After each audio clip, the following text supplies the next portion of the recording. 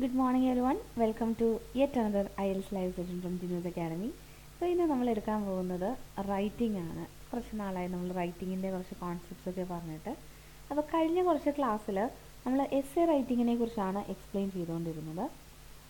So essay റൈറ്റിങ്ങിൻ്റെ ഒരു general idea എല്ലാവർക്കും കിട്ടിക്കാണുമെന്ന് വിശ്വസിക്കുന്നു. പിന്നെ നമ്മൾ ഫോർമാറ്റൊക്കെ സെയിം ആണ്. ക്വസ്റ്റ്യൻസ് മാറുന്നതിനനുസരിച്ച് ടോപ്പിക്ക് മാറുന്നതിനനുസരിച്ചുള്ള ചെറിയ ചെറിയ ചേഞ്ചസ് മാത്രമാണ് അവിടെ നമുക്ക് നോട്ടീസ് ചെയ്യാൻ പറ്റുന്നത്. ഓക്കെ, അപ്പോൾ ഇന്ന് നമുക്ക് ഒരു ടാസ്ക് 1ൻ്റെ സെക്ഷനിലേക്ക് പോവാം. ടാസ്ക് 1ൽ ഇച്ചിരി നമുക്ക് കൺഫ്യൂസിങ് ആയിട്ടുള്ളൊരു സംഭവമാണ് പ്രോസസ് ഡയഗ്രാം. കാര്യം ഈസിയാണ്, നമുക്ക് ഒരു ഡയഗ്രാം കണ്ടുകഴിഞ്ഞാൽ വളരെ ഈസിയായി നമുക്ക് നോക്കിയിട്ടൊക്കെ ചെയ്യാൻ പറ്റും.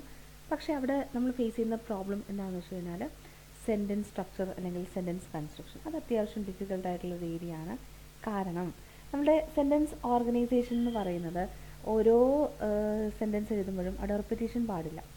സോ അത് വളരെ ഇമ്പോർട്ടൻ്റ് ആണ്, നമ്മൾ ശ്രദ്ധിക്കേണ്ട ഒരു കാര്യമാണ്. അപ്പോൾ റിപ്പറ്റീഷൻ പാടില്ലാത്തത് കൊണ്ട് തന്നെ പല പല സെൻറ്റൻസ് സ്ട്രക്ചേഴ്സ് നമ്മൾ യൂസ് ചെയ്യേണ്ടതായിട്ട് വരും. അപ്പോൾ അത് എങ്ങനെയാണെന്നുള്ളത് ഈ ഒരു ക്ലാസ്സിൽ ഒരു ടാസ്ക് 1 എക്സ്പ്ലെയിൻ ചെയ്ത് നമുക്ക് നോക്കാം. പിന്നെ ഇനി ലേറ്റർ ഓൺ മാപ്പ് ഡിസ്ക്രിപ്ഷൻ വരുന്നുണ്ട്. അത് രണ്ടും ആയി കഴിഞ്ഞാൽ അത്യാവശ്യം നമ്മുടെ ടാസ്ക് 1 കംപ്ലീറ്റ് ആകും. കാരണം ഗ്രാഫ് ഓൾറെഡി എക്സ്പ്ലെയിൻ ചെയ്തിരുന്നു. ഗ്രാഫ് എന്ന് പറയുന്നത് ഒരു ഗ്രാഫ് തന്നെയാണ്, അല്ലെ? Bar graph, line graph, table, pie chart, ഇതെല്ലാം സെയിം ആണ്. ഒരെണ്ണം പഠിച്ചാൽ തന്നെ നമുക്കതിൽ ബാക്കിയെല്ലാം ചെയ്യാൻ പറ്റും.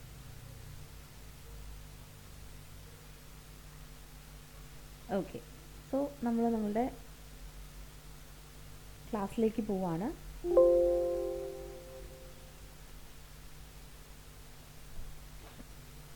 അപ്പോൾ ആദ്യം ഞാൻ അവിടെ ആ ഒരു പ്രോസസ് ഡയഗ്രാം കാണിച്ചിട്ടുണ്ട്. അത് എല്ലാവർക്കും സംഭവം മനസ്സിലായി കാണുമെന്ന് വിശ്വസിക്കുന്നു.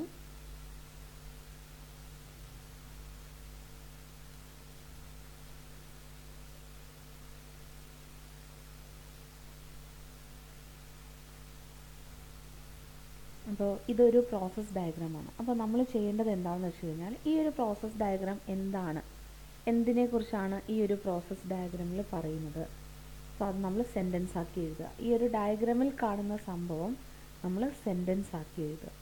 അപ്പോൾ അതെങ്ങനെയാണെന്ന് നമുക്ക് നോക്കാം. അപ്പോൾ ആദ്യം നമ്മൾ ഈ ഒരു പ്രോസസ് ഡയഗ്രാം, ഇങ്ങനൊരു പ്രോസസ് ഡയഗ്രാം കിട്ടുമ്പോൾ നമ്മൾ ഏറ്റവും ആദ്യം ചെയ്യേണ്ട കാര്യം എന്താണെന്ന് വെച്ച് കഴിഞ്ഞാൽ അത് എന്താണ് ആ ഒരു പ്രോസസ്സ്, അതിലെങ്ങനെയൊക്കെയാണ് ആ ഒരു പ്രോസസ്സ് പോകുന്നത് എന്നുള്ളത് മനസ്സിലാക്കുക. 1-2 മിനിറ്റ് മാക്സിമം എടുത്ത് മനസ്സിലാക്കുക. അതിൽ കൂടുതൽ ടൈം ഇൻവെസ്റ്റ് ചെയ്യാൻ നിന്ന് കഴിഞ്ഞാൽ നമുക്ക് ഡിഫിക്കൽട്ടാണ്. കാരണം ഓൾറെഡി ഞാൻ പറഞ്ഞിട്ടുണ്ടായിരുന്നു, നമ്മൾ ടാസ്ക് 1 എന്ന് പറയുന്നത് 20 മിനിറ്റ്സിൽ 160 വേർഡ്സ് നമ്മൾ എഴുതണം. സോ അതുകൊണ്ട് അതൊരു ചലഞ്ചിങ് ആയിട്ടുള്ള ടാസ്ക് ആണ് പലർക്കും. ഓക്കെ, അപ്പോൾ ഇവിടെ ഏറ്റവും ആദ്യം നമുക്ക് കാണാൻ പറ്റുന്നത് ബ്രിക്സ് മാനുഫാക്ചറിങ് പ്രോസസ്സാണ്. ബ്രിക്സ് മാനുഫാക്ചർ ചെയ്യുന്ന ഒരു പ്രോസസ്സാണ് ഇവിടെ കൊടുത്തിരിക്കുന്നത്. സോ ഇവിടെ നോക്കിക്കഴിഞ്ഞാൽ നമുക്ക് മനസ്സിലാക്കാൻ പറ്റും, ഏറ്റവും ആദ്യം ഡിഗ്ഗർ, അല്ലെ? നമ്മളിതിനെ വേണമെങ്കിൽ JCB എന്നൊക്കെ പറയും. സോ ഡിഗ്ഗർ യൂസ് ചെയ്തിട്ട് അവിടെ ക്ലേ എടുക്കുന്നു, ഓരോ സൈറ്റിൽ നിന്നും ക്ലേ എടുക്കുന്നു. ഇനി അത് കഴിഞ്ഞിട്ട് അപ്പോൾ ക്ലേ കിട്ടുമ്പോൾ നമുക്ക് പല രീതിയിലും പല രൂപത്തിലൊക്കെയാണ് കിട്ടുന്നത്. അതിൽ നിന്ന് നമുക്ക് ഫൈനായിട്ടുള്ള മെറ്റീരിയൽസ് ആണ് വേണ്ടത്. അപ്പോൾ നമ്മൾ എന്ത് ചെയ്യുന്നത് വെച്ച് കഴിഞ്ഞാൽ അത് ഒരു ഫിൽട്രേഷൻ പ്രോസസ്സിൽ കൂടെ കൊണ്ടുപോകും, അല്ലേ? സോ ഫിൽട്രേഷൻ പ്രോസസ്സ് എന്ന് പറയുമ്പോൾ ഇവിടെ നോക്കിക്കഴിഞ്ഞാൽ മനസ്സിലാക്കാൻ പറ്റും, ഒരു സീവ് എന്നാണ് നമ്മളതിന് പറയുന്നത്, അരിപ്പ് എന്നൊക്കെ പറയും. സോ അതിലൂടെ നമ്മളതിൻ്റെ larger particles settle on the sieve, പിന്നെ സ്മോളർ പാർട്ടിക്കിൾസ് താഴേക്ക് പോകും. ഇനി അത് വന്ന് വീഴുന്നത് റോളറിലാണ്. സോ റോളർ ഇങ്ങനെ കറങ്ങിക്കൊണ്ടിരിക്കില്ല, അതായത് ഇത് മൂവ് ചെയ്തുകൊണ്ടിരിക്കും. മൂവ് ചെയ്തിട്ട് സാൻഡും വാട്ടറും വെച്ചിട്ട് ഈ ഒരു ക്ലേ മിക്സ് ചെയ്യും, അല്ലേ? മിക്സ് ചെയ്തിട്ട് നമ്മളൊരു മോൾഡിൽ അത് കൊടുക്കും. മോൾഡ് എന്ന് പറയുമ്പോൾ അവിടെ കൊടുത്തിട്ടുണ്ട് 2 ടൈപ്പ് മോൾഡാണ് വരുന്നത്. അതിൽ ഒരെണ്ണം എന്ന് പറയുന്നത് സിംഗിൾ ബ്രിക്സ് ഉണ്ടാക്കിയെടുക്കാൻ പറ്റും, അല്ലേ? എന്നൊക്കെ നോക്കിക്കഴിഞ്ഞാൽ മനസ്സിലാക്കാൻ പറ്റും. അടുത്ത ഒരെണ്ണം എന്ന് പറയുന്നത് വലിയൊരു മോൾഡിലിട്ട് നമ്മൾ വലിയൊരു ബ്രിക്ക് ഉണ്ടാക്കിയിട്ട് അത് വയർ കട്ടർ യൂസ് ചെയ്തിട്ട് കട്ട് ചെയ്തെടുക്കും. എന്നിട്ട് സോ ഇതിങ്ങനെ ചെയ്തതിന് ശേഷം ഇനി സെറ്റിംഗ് പ്രോസസ്സാണ്, അല്ലേ? സോ സെറ്റിംഗ് പ്രോസസ്സിൽ വരുമ്പോൾ ആദ്യം ഡ്രൈയിങ് ഓവനിലാണ് അത് പ്ലേസ് ചെയ്യുന്നത്. സോ ഡ്രൈയിങ് ഓവനിൽ അത് വച്ചിട്ട് 24 to 48 hours, അതായത് 1 to 2 days എന്ന് പറയാം, അല്ലേ? അതിൽ സെറ്റ് ചെയ്യാൻ വയ്ക്കും. അതിനുശേഷം ഇവിടെ മോഡറേറ്റ്, ഹൈ ടെമ്പറേച്ചേഴ്സ്, പിന്നെ കൂളിംഗ് ചേമ്പർ, അപ്പോൾ പല പല വേരിയസ് ടെമ്പറേച്ചറിൽ അത് സെറ്റ് ചെയ്തിട്ട് പിന്നെ അതെന്ത് ചെയ്യും, പാക്ക് ചെയ്തിട്ട് ഡെലിവറി സൈറ്റ്, അല്ലേ? ഡെലിവറി ചെയ്യും. സോ ഇത്രയാണ് ഈ ഒരു പ്രോസസ്സിൽ വരുന്നത്. അപ്പോൾ ഞാനിപ്പോൾ ഈ പറഞ്ഞ കാര്യം തന്നെ സെൻറ്റൻസ് ആക്കി എഴുതുക എന്നുള്ളതാണ്. അപ്പോൾ ഏറ്റവും ആദ്യം നമ്മൾ എഴുതേണ്ടത് ഇവിടെ എന്താണ് നടക്കുന്നത്. ഓക്കെ, സോ ഇവിടെ എന്താണ് നടക്കുന്നത്? ബ്രിക്ക് മാനുഫാക്ചറിങ് പ്രോസസ്സാണ്. അപ്പോൾ നമ്മൾ ഏറ്റവും ആദ്യം എഴുതേണ്ടത് എന്തിൻ്റെ പ്രോസസ്സാണെന്നുള്ളതാണ്. അപ്പോൾ നമ്മൾ ക്വസ്റ്റ്യൻ പാരാഫ്രൈസ് ചെയ്ത് അതുപോലെ തന്നെ എഴുതിയാൽ മതിയാവും. അപ്പോൾ ഞാൻ ആദ്യം അത് ഒന്ന് ടൈപ്പ് ചെയ്ത് തന്നെ കാണിക്കാം, ഒരു ആൻസേഴ്സ് ആയിട്ട് തന്നെ കാണിക്കാം.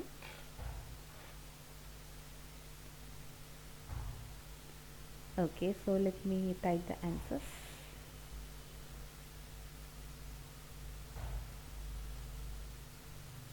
Okay.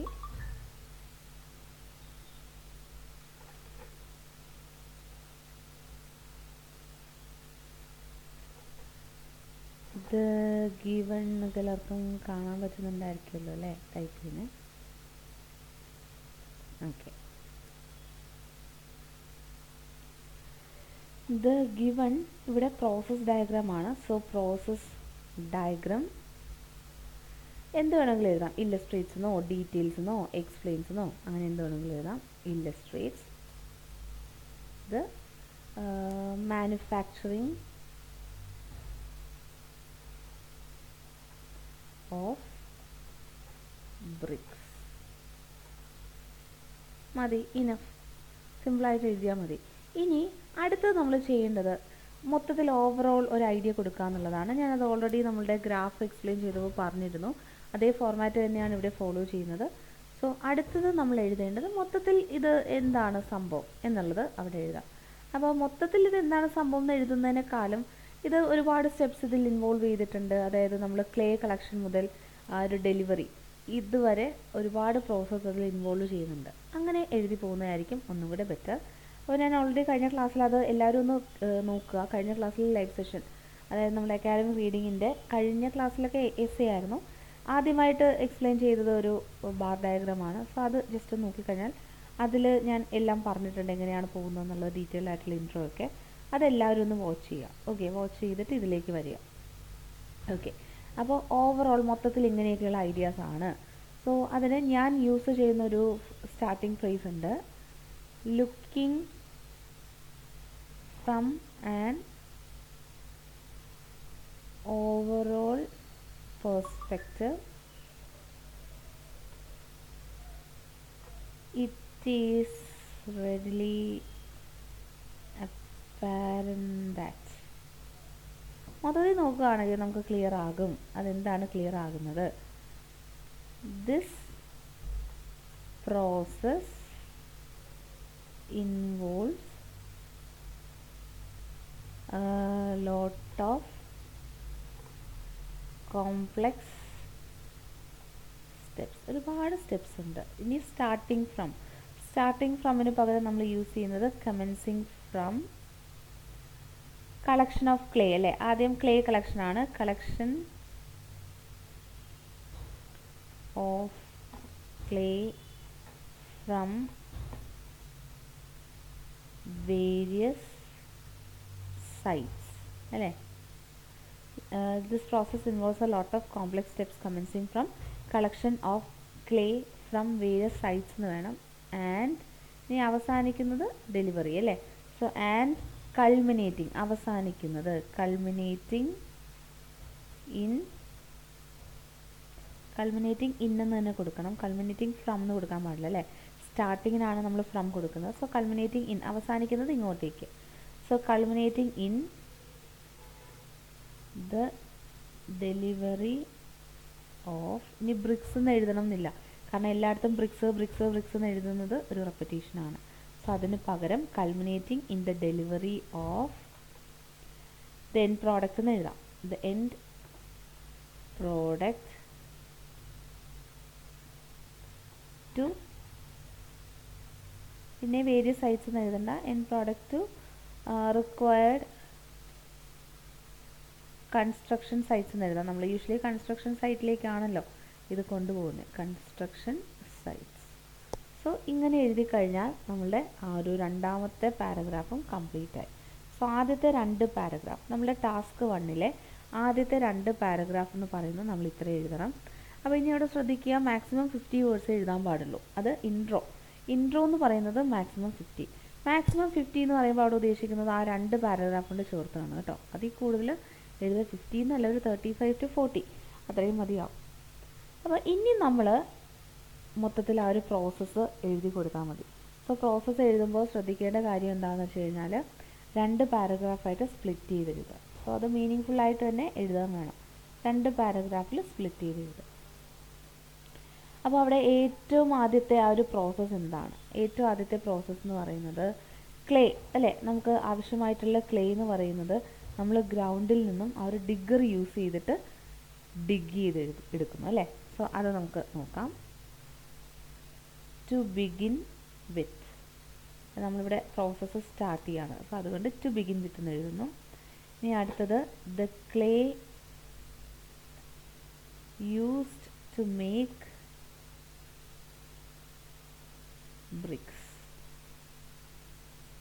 ഈസ് ഡഗ് അപ്പ്, അതായത് പാസ്റ്റ് ടെൻസ് ആണ് യൂസ് ചെയ്യുന്നത്.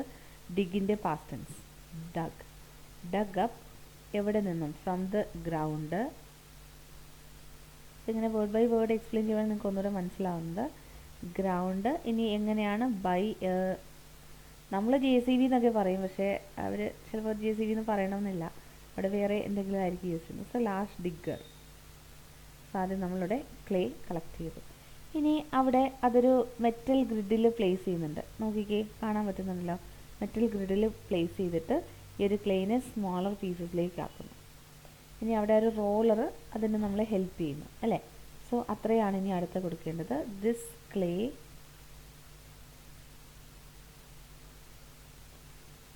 Is then placed onto metal grid നമുക്ക് എഴുതാം അല്ലേ.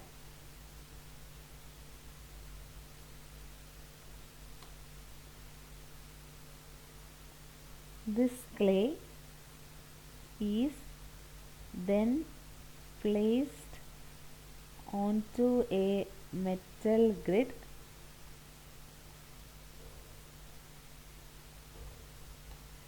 which is used to break up the clay അല്ലേ. which is used to break up the clay into smaller pieces.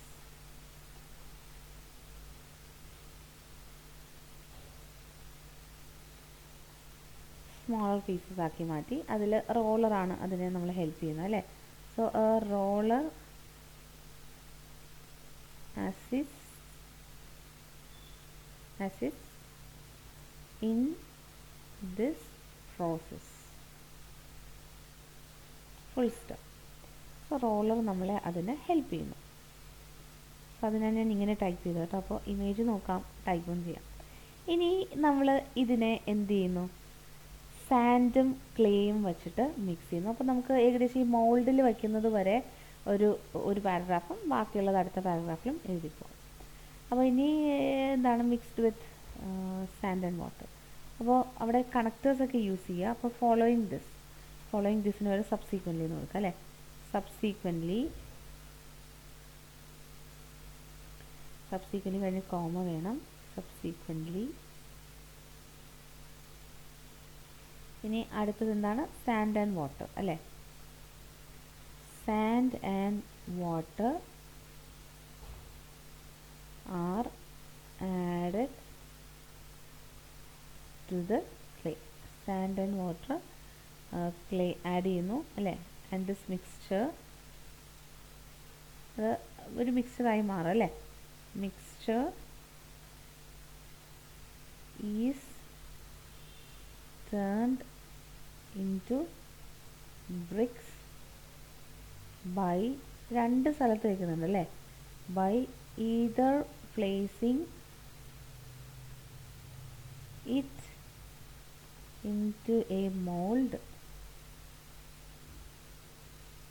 or using a wire cutter. So ഈ mixture BRICS ആക്കി മാറ്റുന്നു. ഒന്നുകിൽ മോൾഡിൽ വെച്ചിട്ട് അല്ലെങ്കിൽ ഒരു വയർ കട്ടറിൽ വെച്ചിട്ട് അത് എന്ത് ചെയ്യുന്നു? ബ്രിക്സ് ആക്കി മാറ്റുന്നു. ഇനി അടുത്തതിലാണ് നമുക്ക് ആ ഒരു സെറ്റിംഗ് പ്രോസസ്സ് വരുന്നത് അല്ലേ. സെറ്റിംഗ് പ്രോസസ്സിലേക്ക് പോവാണ്. അപ്പോൾ ഇനി ഏറ്റവും ആദ്യം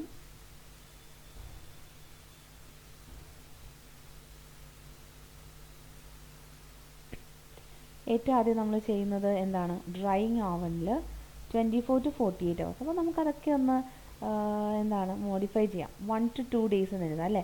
24 എന്ന് പറയുമ്പോൾ 1 day ആണ്, 48 hours എന്ന് പറയുമ്പോൾ 2 days. സോ അങ്ങനെ എഴുതാം. അപ്പോൾ നോക്കിയേ, അപ്പോൾ അടുത്ത സെൻറ്റൻസ് ആണ്. അപ്പോൾ അതിനൊരു സ്റ്റാർട്ടിംഗ് ഫ്രേസ് വേണം. അപ്പോൾ കോൺസീക്വൻ്റ്ലി എന്ന് എഴുതാം. പിന്നെ നമ്മൾ ആദ്യം സബ്സീക്വൻ്റ്ലി എന്ന് എഴുതിയത് കൊണ്ട് അവിടെ കോൺസീക്വൻ്റ്ലി എന്ന് എഴുതണം എന്നില്ല. ഓക്കെ, സോ അതിന് പകരമായിട്ട് നമുക്ക് യൂസ് ചെയ്യാം ഫോളോയിങ് ദിസ് എന്ന് പറഞ്ഞിട്ട് എഴുതാം.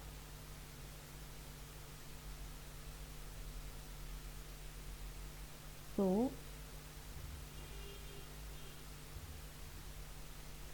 Following this. ഇത് കഴിഞ്ഞിട്ട് ബ്രിക്സ് എന്ന് പറയുന്നത് ഓവനിൽ വയ്ക്കണം അല്ലേ. These BRICS are placed in an oven to dry for 1 to 2 days. അപ്പോൾ ഡ്രൈ ഓവനിൽ വെച്ചു. ഇനി എന്താണെന്ന് വെച്ച് കഴിഞ്ഞാൽ ഹീറ്റിംഗ് കൂളിംഗ് പ്രോസസ്സാണ് നടക്കുന്നത് അല്ലേ. സോ അത് നമ്മളവിടെ മെൻഷൻ ചെയ്യാം. അപ്പോൾ അവിടെ ദ നെക്സ്റ്റ് സ്റ്റെപ്പ് ഇൻവോൾവ്സ് എന്ന് പറഞ്ഞിട്ട് എഴുതാം. അപ്പോൾ ഇവിടെ നിങ്ങൾ ശ്രദ്ധിക്കുക, ഞാനിങ്ങനെ ടൈപ്പ് ചെയ്തിടുന്നത് ടൈം വേസ്റ്റ് ആണ് എന്നൊക്കെ നിങ്ങൾ വിചാരിക്കല്ലേ, ഓരോ വേർഡ് ബൈ വേർഡ് ടൈപ്പ് ചെയ്യുന്നത്. അങ്ങനെയല്ല, അത് നിങ്ങൾ മനസ്സിലാക്കുക. ഓരോ സെൻറ്റൻസും നമ്മൾ ഓരോ ഫോർമാറ്റിലാണ് എഴുതി പോകുന്നത്. സോ അതുകൊണ്ട് അത് അങ്ങനെ തന്നെ പറഞ്ഞു പോകേണ്ടത് വളരെ ഇമ്പോർട്ടൻ്റ് ആണ്. സോ നോക്കിക്കേ, the next step involves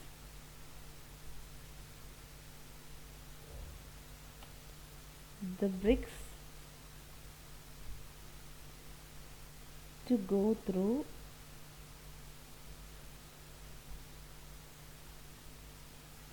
through a heating and cooling process.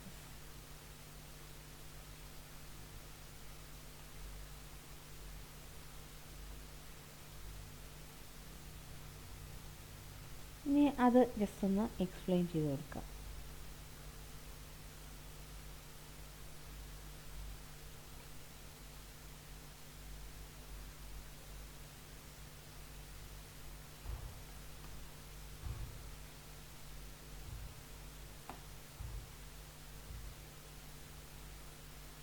Okay, so ഇനി അത് കഴിഞ്ഞിട്ട് അവിടെ ആ ഒരു മോഡറേറ്റ് ടെമ്പറേച്ചറിൽ ആദ്യം വയ്ക്കുന്നുണ്ട് അല്ലേ, പിന്നെ ഹൈ ടെമ്പറേച്ചർ, പിന്നെ അതിന് കൂളിംഗ് പ്രോസസ്സ്. സോ ഇത് ഇത്രയും കൂടെ ഒരു സെൻറ്റൻസിൽ എഴുതാം. ഇല്ലാന്നുണ്ടെങ്കിൽ സെപ്പറേറ്റ് ആയിട്ട് എഴുതാം, നമ്മളുടെ വേർഡ് ലിമിറ്റിന് അനുസരിച്ചിരിക്കും. സോ നെക്സ്റ്റ് ദേ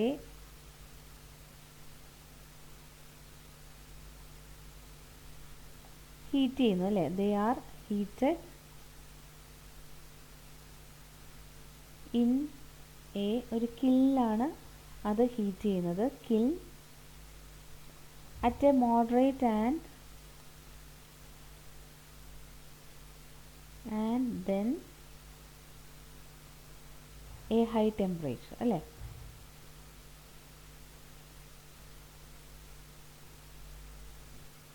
ഹൈ ടെമ്പറേച്ചർ. ഇനി അവിടെ വേണമെങ്കിൽ നമുക്ക് ആ ടെമ്പറേച്ചർ എഴുതാം. എങ്ങനെയാണെന്ന് വെച്ചാൽ 200 degree celsius to 1300 degree celsius ആണ്. സോ 200 ഡിഗ്രി സെൽഷ്യസ് അത് എഴുതുമ്പോൾ നിങ്ങൾ കറക്റ്റായിട്ട് എഴുതിക്കോ. അതിന് സൂപ്പർ പൊസിഷനിലൊക്കെ ഇച്ചിരി ഡിഫിക്കൽട്ടാണ്. അടുത്ത 1300 ഡിഗ്രി സെൽഷ്യസ്. ഓക്കെ, അത് കഴിഞ്ഞിട്ട് പിന്നെ കൂളിംഗ് ആണ് അല്ലേ. സോ ഫോളോഡ് ബൈ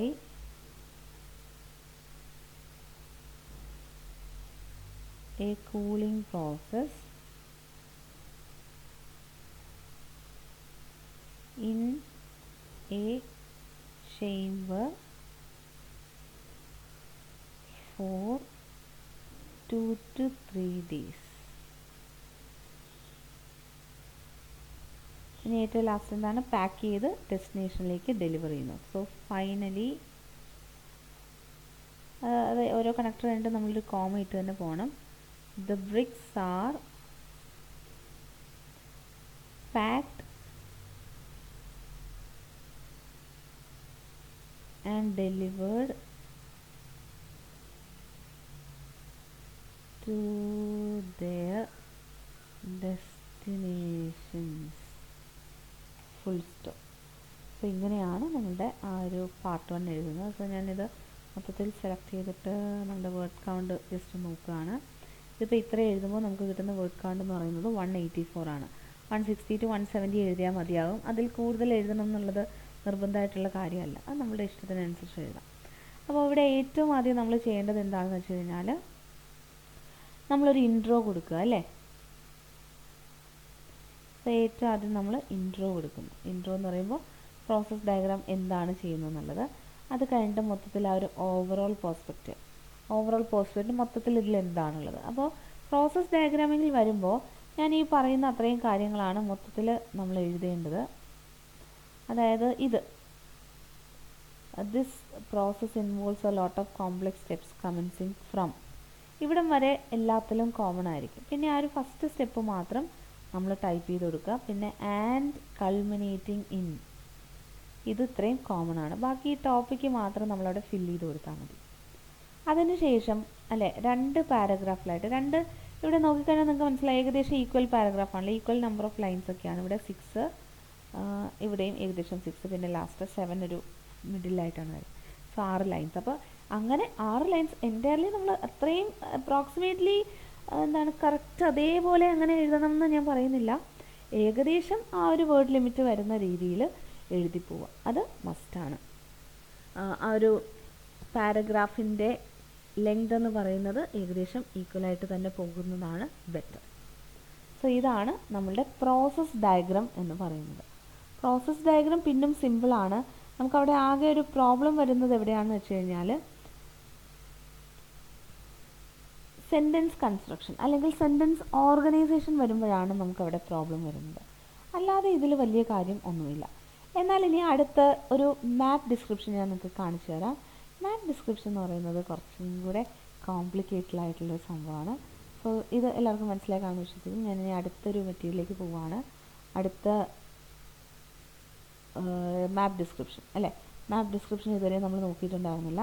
സോ ഇനി ഒരു മാപ്പ് ഡിസ്ക്രിപ്ഷനാണ് ചെയ്യാൻ പോകുന്നത്. സോ ഞാൻ ആദ്യം മാപ്പ് ഡിസ്ക്രിപ്ഷൻ്റെ ക്വസ്റ്റ്യൻ കാണിക്കാം.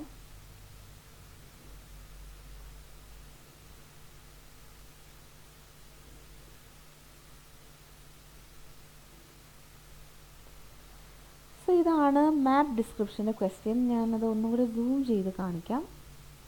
അത് ഇച്ചിരി കാണാൻ ബുദ്ധിമുട്ടാണെങ്കിൽ ഒന്നും കൂടി ഒന്ന് സൂം ചെയ്യുകയാണ്. സോ മാപ്പ് ഡിസ്ക്രിപ്ഷൻ എന്ന് വെച്ച് കഴിഞ്ഞാൽ എന്താണെന്ന് വെച്ച് കഴിഞ്ഞാൽ ഒരു ലൊക്കേഷൻ്റെ 2 ടൈം പീരീഡിലുള്ള പിക്ചർ തരും. സോ 2 പിക്ചേഴ്സ് നമ്മൾ ജസ്റ്റ് ഒന്ന് അനലൈസ് ചെയ്തതിന് ശേഷം അതിൽ വന്നിരിക്കുന്ന മാറ്റങ്ങൾ അല്ലെങ്കിൽ ഈ ഒരു 2 പിക്ചറിലുള്ള വ്യത്യാസങ്ങൾ നമ്മൾ കണ്ടെത്തി എഴുതണം. സോ ഇതാണ് നമ്മളുടെ ടാസ്ക് എന്ന് പറയുന്നത്. ഓക്കെ. സോ അപ്പോൾ ഒരു മാപ്പ് ഡിസ്ക്രിപ്ഷൻ്റെ എങ്ങനെയാണെന്ന് നോക്കാം. ഇവിടെ നോക്കിക്കഴിഞ്ഞാൽ ഇതൊരു ഐലൻഡാണ്. അപ്പോൾ അതിൻ്റെ ക്വസ്റ്റ്യൻ എന്ന് പറയുന്നത് ഞാൻ പറയാം. അതിൻ്റെ ക്വസ്റ്റ്യൻ ഞാൻ വായിക്കാം.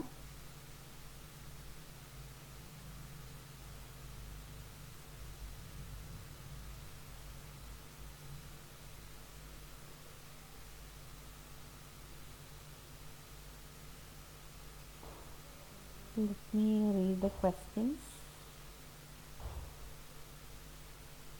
So the given map describes the changes that occurred in an island during 1986 and present അല്ലേ. സോ 2 ഇയറിലുള്ള അതിൻ്റെ 1995 ആൻഡ് പ്രസൻ്റ് ആണ്. 2 ഇയറിലുള്ള അതിൻ്റെ വ്യത്യാസങ്ങളാണ്. So summarise the relevant features, summarise the important things അല്ലേ, by selecting relevant features and write no more than 150 words. ഇതാണ് നമ്മുടെ ക്വസ്റ്റ്യൻ എന്ന് പറയുന്നത്. സോ ഈ ഒരു ക്വസ്റ്റ്യൻ അനുസരിച്ച് നമ്മളോട് ആൻസർ എഴുതി പോകണം. അപ്പോൾ ഇവിടെ ഏറ്റവും ആദ്യം നമ്മുടെ മാപ്പ് ഡിസ്ക്രിപ്ഷനാണ്. സോ ഏറ്റവും ആദ്യം നമ്മൾ എഴുതേണ്ടത് എന്താണെന്ന് വെച്ച് കഴിഞ്ഞാൽ ഈ ഒരു ഗിവൺ മാപ്പ് എന്താണ് കാണിക്കുന്നത്. സോ അങ്ങനെ എഴുതി പോയാൽ മതി.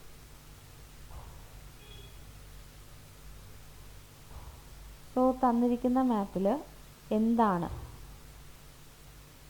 കൊടുത്തിരിക്കുന്നത്. സോ ദ ഗിവൺ മാപ്പ് നമ്മൾ ആ ഒരു പ്രോസസ് ഡയഗ്രാം എഴുതിയതിൻ്റെയൊക്കെ സെയിം അതുപോലെ എഴുതി പോയാൽ മതി. അപ്പോൾ ഇവിടെ റെയ്മൗത്ത് വില്ലേജ് ആണ് കേട്ടോ. റെയ്മൗത്ത് വില്ലേജിൽ 1995-ലും അറ്റ് പ്രസൻറ്റിലും ഉള്ള ആ ഒരു മോഡിഫിക്കേഷൻ്റെ കാര്യമാണ് കൊടുത്തിരിക്കുന്നത്. സോ നമുക്ക് നമ്മളുടെ ആ ഒരു എക്സ്പ്ലനേഷൻ സ്റ്റാർട്ട് ചെയ്യാം. സോ ശ്രദ്ധിക്കുക. അപ്പോൾ ഏറ്റവും ആദ്യം നമ്മൾ എഴുതേണ്ടത് ഇൻട്രോ ആണ്. സോ അപ്പോൾ നമുക്ക് എഴുതാം ദ ഗിവൺ മാപ്പ്. ഇവിടെ ആദ്യം എഴുതി പോവാം.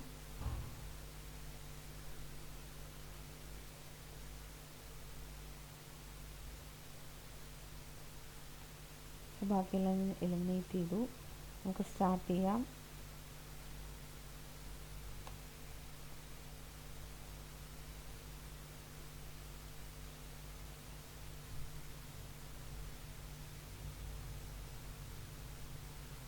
Okay,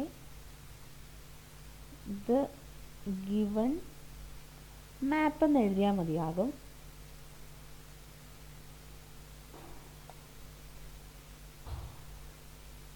The given map illustrates എന്നോ depicts എന്നോ എന്തോരം എഴുതാം.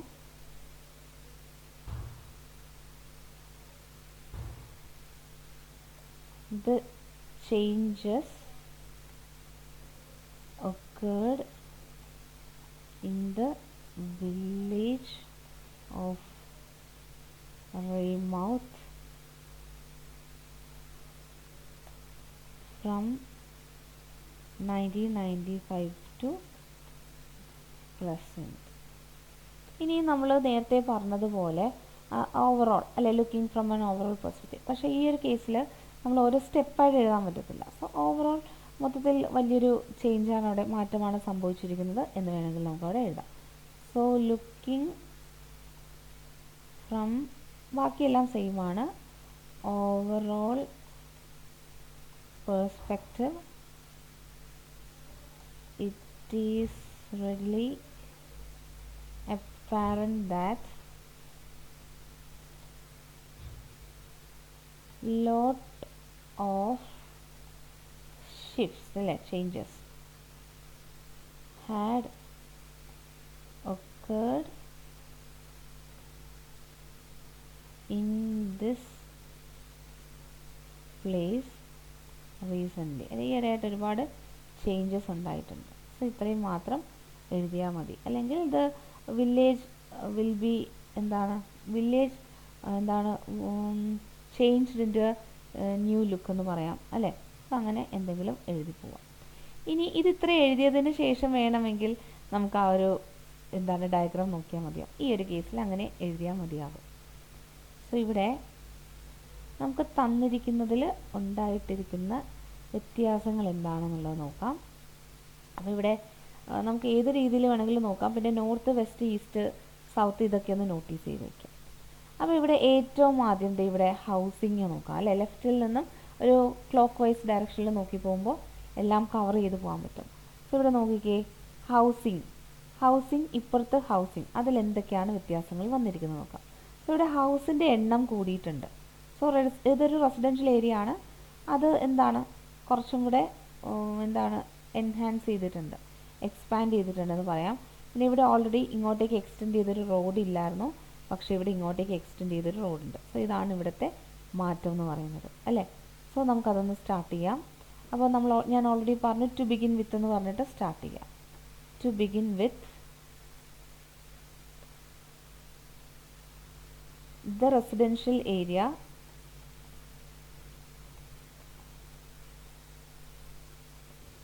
which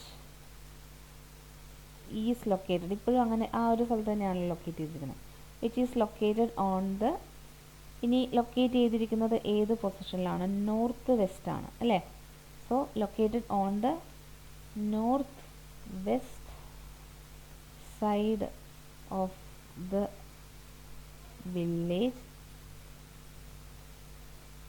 has underwent significant changes എന്ന് പറയാം അല്ലേ, സിഗ്നിഫിക്കൻ്റ് ആയിട്ടുള്ള ചേഞ്ചസ്. ഇനി അവിടെ ഹൗസസിൻ്റെ നമ്പർ കൂടി അല്ലേ, the number of houses were increased and the infrastructure, road expand ചെയ്തല്ലോ, so infrastructure of the road had been enhanced എന്ന് എഴുതാം അല്ലേ. അവിടെ വൊക്കാബുലറീസ് ഒക്കെ അത്യാവശ്യം വരുന്നുണ്ട്. അപ്പോൾ നമ്മൾ ആ ഒരു എന്താണ് റെസിഡൻഷ്യൽ ഏരിയയുടെ കാര്യം എഴുതി. ഇനി അടുത്തത് ഇപ്പുറത്ത് വരുമ്പോൾ ഫാം ലാൻഡും ഫോറസ്റ്റ് പാർക്കുമാണ്. അത് ഗോൾഫ് ടെന്നീസ് കൊണ്ട് റീപ്ലേസ് ചെയ്യാണ് ചെയ്തത് അല്ലേ. അപ്പോൾ അടുത്ത ഫാം ലാൻഡും ഫോറസ്റ്റ് പാർക്കും ഡിമോളിഷ് ചെയ്തു എന്ന് പറയാം അല്ലേ, മൊത്തത്തിൽ അവിടെ നിന്ന് റിമൂവ് ചെയ്തു, അതിന് പകരം ഗോൾഫും ടെന്നീസും ഇൻട്രൊഡ്യൂസ് ചെയ്തു. സോ അതാണ് ഇനി അടുത്ത് എഴുതാൻ പോകുന്നത്, ദ ഫാം ലാൻഡ്. അപ്പോൾ ഇനി ഇവിടെ ശ്രദ്ധിക്കുക, ഇവിടെ residential area which is located on the north west side of the village എന്ന് എഴുതി. അപ്പോൾ പിന്നെയും farm land which is located on the എന്ന് പറഞ്ഞിട്ട് നമുക്ക് എഴുതാതെ the farm land and forest area were removed അങ്ങനെ എഴുതിയാൽ മതി, വേർ റിമൂവ്ഡ്. ആൻഡ് ഇനി ഇവിടെ ശ്രദ്ധിക്കേണ്ടത് ഗോൾഫ് ഏരിയ ടെന്നീസ് ആണ്, അപ്പോൾ സ്പോർട്സ് ഫെസിലിറ്റീസ് എന്ന് മൊത്തത്തിൽ പറഞ്ഞാൽ മതി അല്ലേ. And sport facilities were introduced, അത്രയും മതി, വേർ ഇൻട്രൊഡ്യൂസ്ഡ്, ഫുൾ സ്റ്റോപ്പ്. അപ്പോൾ ഇങ്ങനെ എഴുതി പോകണം. അപ്പോൾ സെൻറ്റൻസ് എല്ലാം ഡിഫറെൻ്റ് ആകണം, അത് ശ്രദ്ധിക്കുക. അപ്പോൾ ഇത് നമ്മൾ ഒറ്റ സെൻറ്റൻസിൽ എഴുതിപ്പോയി. ഇനി അടുത്തത് വരുമ്പോൾ ഹോട്ടൽ കാർ പാർക്കാണ്. അവിടെ ഹോട്ടലിൻ്റെ ഇവിടെ കാർ പാർക്ക് ഇല്ല, സോ ഹോട്ടലിൻ്റെ ബിഹൈൻഡ് അല്ലേ, ഹോട്ടലിൻ്റെ ബിഹൈൻഡ് ഒരു കാർ പാർക്ക് ഇൻട്രൊഡ്യൂസ് ചെയ്തു. അപ്പോൾ നമ്മൾ ഈ റോഡിൽ നിന്ന് നോക്കുകയാണെങ്കിൽ ഹോട്ടലിൻ്റെ ബിഹൈൻഡാണ്, ഈ റോഡിൽ നിന്ന് നോക്കുകയാണെങ്കിൽ ഹോട്ടലിൻ്റെ ഒരു സൈഡിൽ. അപ്പോൾ അത് നമുക്ക് എങ്ങനെ എഴുതിയാലും കുഴപ്പമില്ല. അപ്പോൾ ഇനി അടുത്തത്, ആദ്യം കാർ പാർക്ക് ഇല്ലായിരുന്നു, പിന്നീട് അത് ഇൻട്രൊഡ്യൂസ് ചെയ്തു, അങ്ങനെ എഴുതുന്നതാണ് നല്ലത് അല്ലേ. അതായത് ഹോട്ടലിൽ കാർ പാർക്ക് ഇൻട്രൊഡ്യൂസ് ചെയ്യുന്ന എഴുതി കഴിഞ്ഞാൽ ഇവിടെ ഫാം ലാൻഡിൻ്റെ അതിൽ നമ്മൾ സ്പോർട്സ് ഫെസിലിറ്റീസ് ഇൻട്രൊഡ്യൂസ് ചെയ്യുന്ന ആയിപ്പോവും അല്ലേ, സെയിം സെൻറ്റൻസ് ആയിപ്പോവും. So at first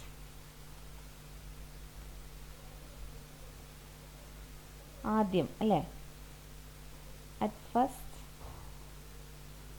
there were no car park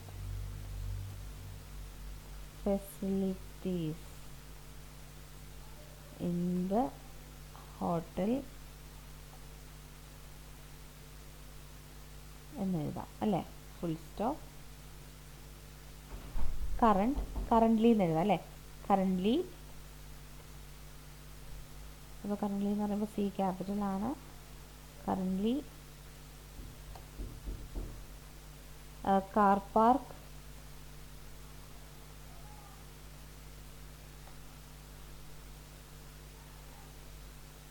facility. ഇനി ഹാഡ് ബീൻ ഇൻട്രൊഡ്യൂസ്ഡ് എന്ന് എഴുതേണ്ട ബിൽറ്റ് എന്ന് എഴുതാം അല്ലേ, ബിൽറ്റ് എന്ന് എഴുതുന്നതായിരിക്കും ഒന്നും കൂടെ നല്ലത്. So currently car park facility had been built. പിന്നെ ബിഹൈൻഡ് ദ ഹോട്ടൽ എന്ന് വേണമെങ്കിൽ എഴുതാം, ബിഹൈൻഡ് ദ ഹോട്ടൽ. സോ ഇതാണ് നമ്മളുടെ അടുത്ത സെൻറ്റൻസ് എന്ന് പറയുന്നത്. സോ കാർ പാർക്ക് എഴുതി. ഇനി അടുത്തത് നമുക്ക് കാണാൻ പറ്റുന്നത് കഫേ. ഇവിടെ ഒരു കഫേ ഉണ്ട്, ഈ ഒരു ഓർഡറിൽ പോകുന്നതായിരിക്കും പറ്റുക. സോ ഇവിടെ ഒരു കഫേ ഉണ്ട്, ഇപ്പുറത്തെ ഒരു കഫേ ഉണ്ട്. സോ അതിൽ വലിയ ചേഞ്ചസ് ഒന്നും വന്നിട്ടില്ല അല്ലേ. അപ്പോൾ നമുക്ക് കഫേക്ക് പ്രത്യേകിച്ച് ചേഞ്ച് ഒന്നും ഉണ്ടായിട്ടില്ല. അത് അടുത്ത പാരഗ്രാഫിൽ എഴുതി പോവാം അല്ലേ. There were no changes, അല്ലെങ്കിൽ കഫേ റിമെയിൻഡ് അൺചേഞ്ച്ഡ് എന്നും എഴുതാം അല്ലേ. ദ കഫേ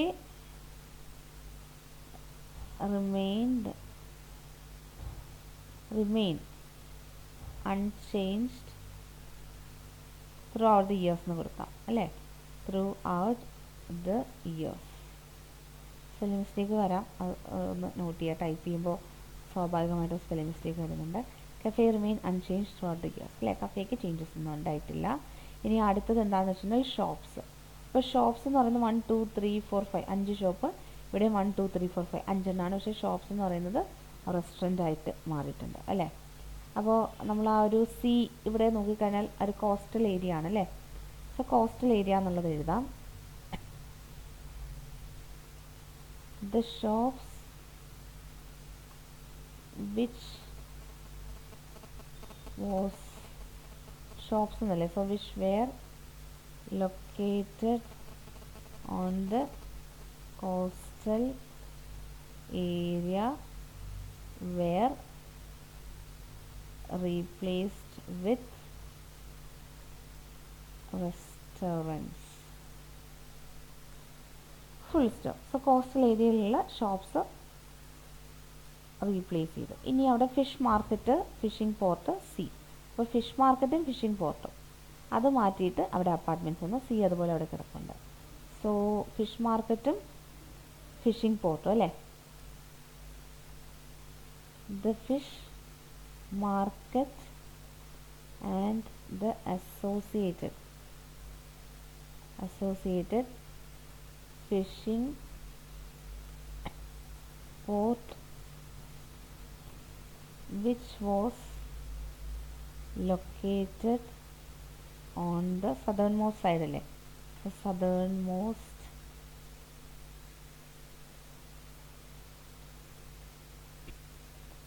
side where മൊത്തത്തിൽ അവിടെ നിന്ന് പൊളിച്ചു മാറ്റി അല്ലേ. completely demolish and apartments had been emerged എന്ന് വെച്ചാൽ അവിടെ ഉയർന്നു വന്നു അല്ലേ. Apartments had been emerged. So ഇത്രയേ ഉള്ളൂ അവിടെ സംഭവം, അല്ലാതെ വേറെ ഇതിൽ കൂടുതലായിട്ടൊന്നും പ്രത്യേകിച്ചില്ല. സോ ഇങ്ങനെയാണ് നമ്മൾ എഴുതി പോകേണ്ടത്. ഓക്കെ, ഇനി ഈ ഒരു സ്ഥലത്തെ റോഡ് എന്ന് പറയുന്നത് വലിയ മാറ്റങ്ങളൊന്നും വന്നിട്ടില്ല അല്ലേ. ഇവിടെ നോക്കിക്കഴിഞ്ഞാൽ മനസ്സിലാക്കാൻ പറ്റും road. So there were no expansions to the road അല്ലേ, no expansions to the road at present അല്ലേ. ഇപ്പോൾ ചേഞ്ചസ് ഒന്നും വന്നിട്ടില്ല. സോ ഇതും കൂടെ എഴുതി കഴിഞ്ഞാൽ നമുക്ക് അത്യാവശ്യം ഒരു വേർഡ് ലിമിറ്റ് കിട്ടും. ഇവിടെ ഇപ്പോൾ 150 എബോവ് വേർഡ് ലിമിറ്റ് വന്നിട്ടുണ്ട്. സോ ഇങ്ങനെ എഴുതി പോവുക. അതായത് നമ്മളുടെ മാപ്പ് എന്ന് പറയുന്നത് നമുക്ക് ഇങ്ങനെയാണ് എഴുതാൻ പറ്റുന്നത്. ഇനി ഇവിടെ ചെറിയ ചെറിയ കാര്യങ്ങളുണ്ട്, അത് ഞാൻ എക്സ്പ്ലെയിൻ ചെയ്ത് പോവാം. അത് ഞാൻ ടൈപ്പ് ചെയ്യാത്തത് കൊണ്ട് എല്ലാവരും ജസ്റ്റ് ഒന്ന് നോട്ടീസ് ചെയ്ത് വയ്ക്കുക. ഓക്കെ,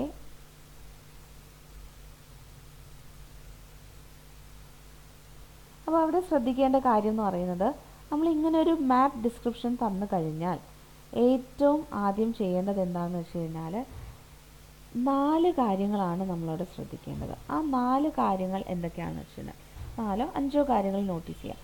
ആദ്യം നമ്മൾ നോട്ടീസ് ചെയ്യേണ്ടത് എന്തെങ്കിലും അഡീഷൻസ് അവിടെ വന്നിട്ടുണ്ടോ. അഡീഷൻസ് അല്ലേ. അഡീഷൻസ് എന്ന് വെച്ചാൽ എന്താണ്? അഡീഷൻസ് എന്ന് വെച്ച് കഴിഞ്ഞാൽ എന്തെങ്കിലും പുതിയതായിട്ട് ആഡ് ചെയ്തിട്ടുണ്ടോ. അതായത് ഓൾറെഡി അവിടെ ആ ഒരു പ്ലേസിൽ വേക്കൻ്റ് ആണ്, ഒന്നുമില്ല, അവിടെ എന്തെങ്കിലും പുതിയതായിട്ട് ആഡ് ചെയ്തിട്ടുണ്ടോ എന്ന് നോക്കുക. ഓക്കെ, ഇനി അവിടെ നോക്കേണ്ടത് റിമൂവൽ എന്തെങ്കിലും ഉണ്ടോ. സോ അതായത് എന്തെങ്കിലും ഒരു സംഭവം അവിടെ കൊടുത്തിട്ടുണ്ടായിരുന്നു, അത് മൊത്തത്തിൽ റിമൂവ് ചെയ്തിട്ടുണ്ടോ എന്നുള്ളത് നോക്കുക. ഓക്കെ, ഇനി എക്സ്പാൻഷൻ കറൻ്റ്ലി എന്തെങ്കിലും, ഫോർ എക്സാമ്പിൾ നമ്മുടെ ഹൗസിംഗ് കോളനി അല്ലേ, അവിടെ എക്സ്പാൻഡ് ചെയ്തിട്ടുണ്ടായിരുന്നു, നമ്പർ ഓഫ് ഹൗസസ് കൂട്ടി. സോ എക്സ്പാൻഡ് ചെയ്തിട്ടുണ്ടോ എന്ന് നോക്കുക. ഇനി റീപ്ലേസ് ചെയ്തിട്ടുണ്ടോ. സോ ഫാം ലാൻഡും ഫോറസ്റ്റ് പാർക്കും സ്പോർട്സ് ഫെസിലിറ്റി കൊണ്ട് അവിടെ റീപ്ലേസ് ചെയ്തിട്ടുണ്ട് അല്ലേ. ഓക്കെ, പിന്നെ ഇവിടെ ഹോട്ടൽ കാർ പാർക്ക് എന്ന് പറയുന്നതും അവിടെ എക്സ്പാൻഷനാണ്. സോ ഇങ്ങനെയുള്ള സംഭവങ്ങൾ, അതായത് അഡീഷൻ, റിമൂവൽ, എക്സ്പാൻഷൻ, പിന്നെ എന്താണ് റീപ്ലേസ്മെൻറ്റ്സ്, ഇങ്ങനെയുള്ള കാര്യങ്ങൾ എന്തെങ്കിലും ഉണ്ടോ എന്നുള്ളത് ആദ്യം ചെക്ക് ചെയ്യുക. അങ്ങനെ ആ ടോപ്പിക്കിൻ്റെ അണ്ടറിൽ നമ്മൾ നോക്കുകയാണെങ്കിൽ അത്യാവശ്യം എല്ലാം നമുക്കിവിടെ നോട്ട് ചെയ്യാൻ പറ്റും. അതുപോലെ നമുക്കിവിടെ ആൻസർ ഷീറ്റിലൊക്കെ ജസ്റ്റ് ഒന്ന് മാർക്ക് ചെയ്ത് വെച്ച് പോകുന്നതൊന്നും പ്രശ്നമുള്ള കാര്യമല്ല കേട്ടോ. നമുക്ക് ഈ ഒരു മാപ്പിൽ, അതായത് ക്വസ്റ്റ്യൻ പേപ്പറിൽ മാപ്പിൽ നമുക്കിങ്ങനെ വരച്ചൊക്കെ വയ്ക്കാം, റിമൂവൽ ഏതൊക്കെയാണ് അല്ലെ, എക്സ്പാൻഡ് ചെയ്തത് ഏതൊക്കെയാണ്, അങ്ങനെയൊക്കെ ജസ്റ്റ് ഒന്ന് നോട്ട് ചെയ്ത് വയ്ക്കാം. അല്ലെങ്കിൽ നമുക്ക് ക്ലോക്ക് വൈസ് ഡയറക്ഷനിലോ, ഇതിപ്പോൾ ക്ലോക്ക് വൈസ് ഡയറക്ഷനിലാണ് ഞാൻ നോക്കിപ്പോയത്, സോ ക്ലോക്ക് വൈസ് ഡയറക്ഷനിലോ, അല്ലെങ്കിൽ ഇനി നമ്മളുടെ ആ ഒരു ലൊക്കേഷൻ എന്ന് പറയുന്നത് വേറെ ഏതെങ്കിലും രീതിയിലാണ് കൊടുത്തിരിക്കുന്നതെങ്കിൽ ആ ഒരു രീതിയിൽ നമ്മളവിടെ നോക്കി പോവുക. ആദ്യം എന്തൊക്കെയാണ് ചേഞ്ചസ് വന്നിരിക്കുന്നത് എന്നുള്ളത് നമ്മൾ പെൻസിൽ വെച്ചിട്ട് ആ ഒരു ഫിഗറിൽ മാർക്ക് ചെയ്ത് പോവാം. അത് മസ്റ്റായിട്ടുള്ള കാര്യമാണ്. ഓക്കെ, സോ മാർക്ക് ചെയ്ത് പോയതിന് ശേഷം എന്ത് ചെയ്യണം, പിന്നെ അതിനെ സെൻറ്റൻസിലേക്ക് കൺവേർട്ട് ചെയ്യണം. അപ്പോൾ ഇവിടെ ഈ ഹൗസിൻ്റെയൊക്കെ എണ്ണം നോക്കിയിട്ടാണ് നമുക്കവിടെ എക്സ്പാൻഡ് ചെയ്തു എന്ന് മനസ്സിലാക്കാൻ പറ്റും അല്ലേ. സോ അങ്ങനെ തന്നെ എണ്ണിയൊക്കെ നോക്കി എണ്ണി തിട്ടപ്പെടുത്തി എന്തൊക്കെയാണ് വ്യത്യാസങ്ങൾ വന്നതെന്നൊക്കെ നോക്കാം. പിന്നെ വേണമെങ്കിൽ നമുക്ക് ഈ ഫാം ലാൻഡും ഫോറസ്റ്റ് പാർക്കും അവിടെ നിന്ന് എടുത്ത് മാറ്റി സ്പോർട്ട് ഫെസിലിറ്റി ഇൻട്രൊഡ്യൂസ് ചെയ്തെന്ന് പറഞ്ഞു. സോ ആ ഒരു കേസിൽ നമുക്ക് കയ്യിൽ നിന്ന് കുറച്ചൊക്കെ എടുത്തിട്ട് എഴുതാം, അത് ഓവറായിട്ട് എഴുതാൻ പാടില്ല. അതായത് ഫാം ലാൻഡ് ഫോറസ്റ്റ് പാർക്ക് എന്ന് പറയുന്നത് മോഡേണൈസേഷൻ്റെ ഭാഗമായിട്ട്, അപ്പോൾ മോഡേണൈസേഷൻ ഒന്നും അവിടെ കൊടുത്തിട്ടില്ലല്ലോ, സോ അത് നമുക്ക് വേണമെങ്കിൽ കയ്യിൽ നിന്നിട്ട് എഴുതാം. മോഡേണൈസേഷൻ്റെ ഭാഗമായിട്ട് അത് അവിടെ നിന്നെടുത്ത് മാറ്റി അതിന് പകരം സ്പോർട്സ് ഫെസിലിറ്റി ഇൻട്രൊഡ്യൂസ് ചെയ്തു. ഇനി അങ്ങനെയല്ല എന്നുണ്ടെങ്കിൽ നമുക്ക് ഗോൾഫ് എന്നുള്ളതൊക്കെ തന്നെ ഡയറക്റ്റായിട്ട് എഴുതാം. സ്പോർട്സ് ഫെസിലിറ്റി എന്ന് എഴുതുന്നതിന് പകരം ഗോൾഫ് ഏരിയ അല്ലേ, ഗോൾഫ് ഏരിയയും പിന്നെ 2 ടെന്നീസ് കോർട്ടാണ് അവിടെ വന്നിരിക്കുന്നത്. നോക്കിക്കഴിഞ്ഞാൽ മനസ്സിലാക്കാൻ പറ്റും, 2 ടെന്നീസ് കോർട്ട്. അപ്പോൾ ഗോൾഫ് എന്ന് പറയുന്നത് ആ ഒരു സൈഡിൻ്റെ നോർത്തേൺ പാർട്ടിലും ഈ സ്പോർട്സ് ഫെസിലിറ്റിയുടെ സദേൺ പാർട്ടിൽ 2 ടെന്നീസ് കോർട്ട്, അങ്ങനെയൊക്കെ എക്സ്പാൻഡ് ചെയ്ത് എഴുതാം. പക്ഷേ ഇവിടെ നമുക്ക് ആവശ്യത്തിന് വേർഡ് കൗണ്ട് കിട്ടുന്നുണ്ട്, സോ അത് അമിതമായിട്ട് നമുക്കങ്ങനെ എക്സ്പാൻഡ് ചെയ്ത് എഴുതേണ്ട കാര്യമുണ്ടെന്ന് തോന്നുന്നില്ല. ഓക്കെ, സോ ഞാൻ ഇനി നിങ്ങൾക്ക് വേണ്ടിയിട്ട് ഒരു ക്വസ്റ്റ്യൻ തരുവാണ്. അപ്പോൾ ആ ഒരു ക്വസ്റ്റ്യൻ നിങ്ങൾ ജസ്റ്റ് ഒന്ന് എഴുതി ഇടാൻ ഞാൻ പറയുന്നില്ല, കാരണം നമുക്ക് ക്ലാസ് ആയിട്ടില്ലല്ലോ, സോ ഇടണമെന്ന് ഞാൻ പറയുന്നില്ല. നിങ്ങൾ ആ ഒരു ക്വസ്റ്റ്യൻ ഞാൻ ജസ്റ്റ് ഒന്ന് എക്സ്പ്ലെയിൻ ചെയ്തു തരാം. അപ്പോൾ അത് നോക്കിയിട്ട് അത് നിങ്ങൾ എന്ത് ചെയ്യണം എന്ന് വെച്ച് കഴിഞ്ഞാൽ അത് ജസ്റ്റ് ഒന്ന് എഴുതാനായിട്ട് ശ്രമിക്കുക. ഞാൻ ഈ പറഞ്ഞ മെത്തേഡ് വെച്ചിട്ട് നിങ്ങൾക്ക് എഴുതാൻ പറ്റുന്നുണ്ടോ എന്നുള്ളത് ഒന്ന് ചെക്ക് ചെയ്യുക. അപ്പോൾ ഞാൻ ആ ഒരു ക്വസ്റ്റ്യൻ ആദ്യം കാണിക്കുന്നതിനോടൊപ്പം തന്നെ അതെന്താണ് സംഭവം എന്നൊക്കെ ജസ്റ്റ് ഒന്ന് എക്സ്പ്ലെയിൻ ചെയ്തു തരാം. ഓക്കെ, ആ ഒരു എക്സ്പ്ലനേഷൻ വച്ചിട്ട് നിങ്ങളവിടെ എഴുതി പോയാൽ മതിയാവും. So let me share the question. 1 second.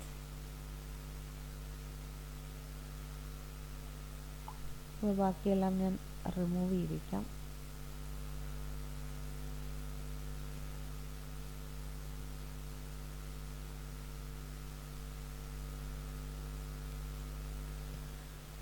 So അടുത്ത ക്വസ്റ്റ്യൻ ഞാൻ ഷെയർ ചെയ്യുകയാണ്.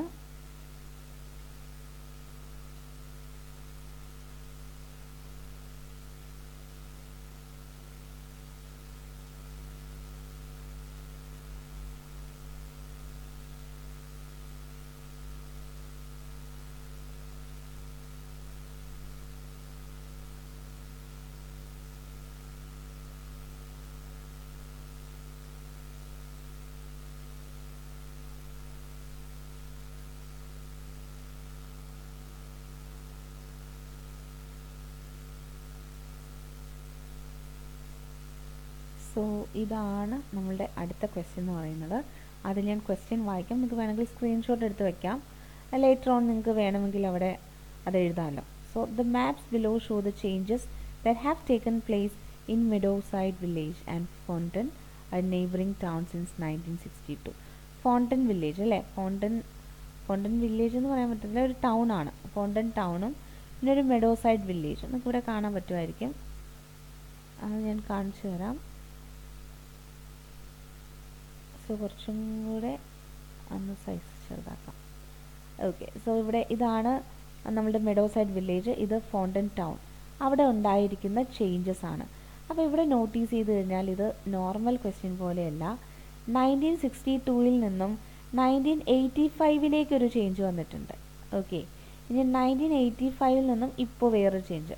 അപ്പോൾ 3 കാലഘട്ടത്തിലുള്ള ചേഞ്ചസ് ആണ് നമ്മളവിടെ എഴുതേണ്ടത്, അത് ശ്രദ്ധിക്കുക. സോ ഈ ഒരു പിക്ചർ എല്ലാവരും ജസ്റ്റ് ഒന്ന് സ്ക്രീൻഷോട്ട് എടുത്ത് വയ്ക്കുക.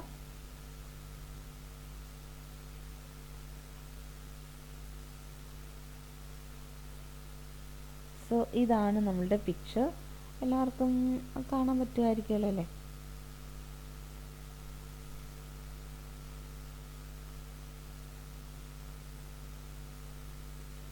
ഓക്കെ, സോ ഈ ഒരു പിക്ചർ എല്ലാവരും ജസ്റ്റ് ഒന്ന് സ്ക്രീൻഷോട്ട് എടുത്ത് വയ്ക്കുക. ഇച്ചിരി അത്യാവശ്യം ചെറുതായിട്ടുള്ള ഒരു സംഭവമാണെന്ന് തോന്നുന്നു അല്ലേ. ഞാൻ ഇച്ചിരി കൂടെ കാണാൻ പറ്റുന്ന രീതിയിലുള്ളൊരു ക്വസ്റ്റ്യൻ ഞാൻ കാണിക്കാം.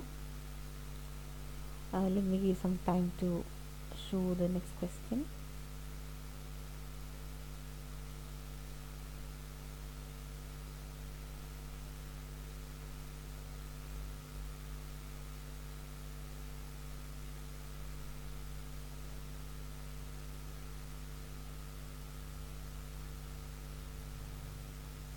സോ അടുത്ത ഒരു ക്വസ്റ്റ്യൻ നമുക്ക് ജസ്റ്റ് നോക്കാം. അത് ഇച്ചിരി ഡിഫിക്കൽട്ട് ആണല്ലോ.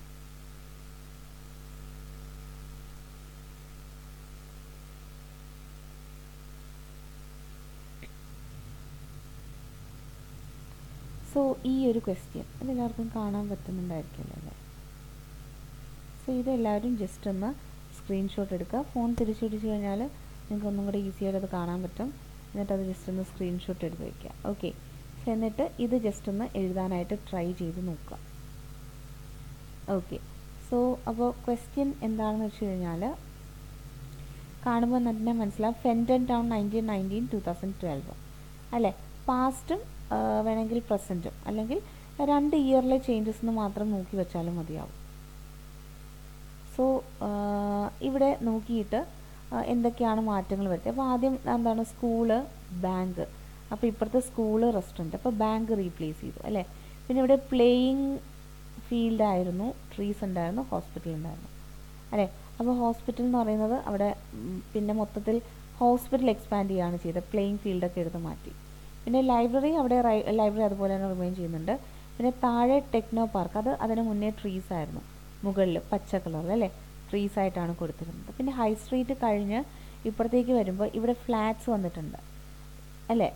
ഇതിന് മുന്നേ അത് ഹൗസസ് ആയിട്ടായിരുന്നു, വീടുകളായിട്ടായിരുന്നു. സോ അത് ആ ഏരിയ മൊത്തത്തിൽ മാറ്റിയിട്ട് അവിടെ ഫ്ലാറ്റ്സ്, മൊത്തത്തിൽ ഫ്ലാറ്റ്സ് ആക്കി അല്ലേ.